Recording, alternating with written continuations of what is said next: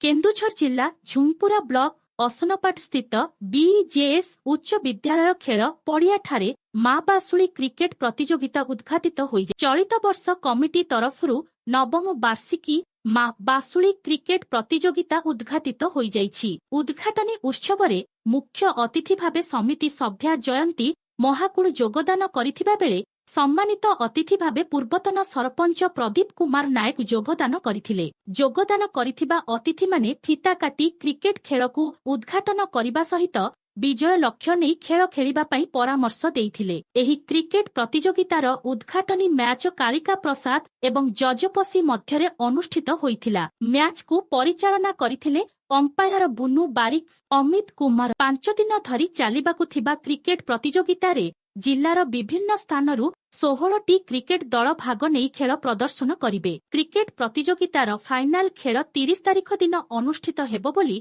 Committee तरफरु सूचना प्रदान करा जाइछि। क्रिकेट प्रतियोगिता को परिचालना रे सहयोग करुछंती कमिटीर सदस्य बुनु, बापी, पपु, अश्विनी, पिंटू, अर्जुन, सीपू, मनोज, मिलन, बादल, देवानंद, महेंद्र, पवित्र, कृष्णा प्रमुख।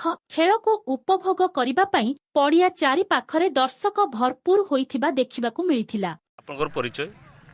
मोर परिचय हला पूर्वतन सरपंच प्रदीप कुमार नायक, असनपाट ग्राम पंचायत। आज ये जो क्रिकेट खेल चली एटा केते तो क्रिकेट खेल एटा नवमतम वार्षिक क्रिकेट टूर्नामेंट।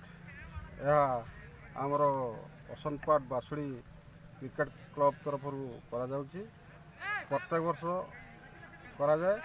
एटा नवम थर करा जीवा आज अनुष्ठित होइछि नवमतम क्रिकेट टूर्नामेंट। झुंपुरा ब्लॉक रु जेथुराम महाकुड़ଙ୍କ रिपोर्ट बैतरणी खबर।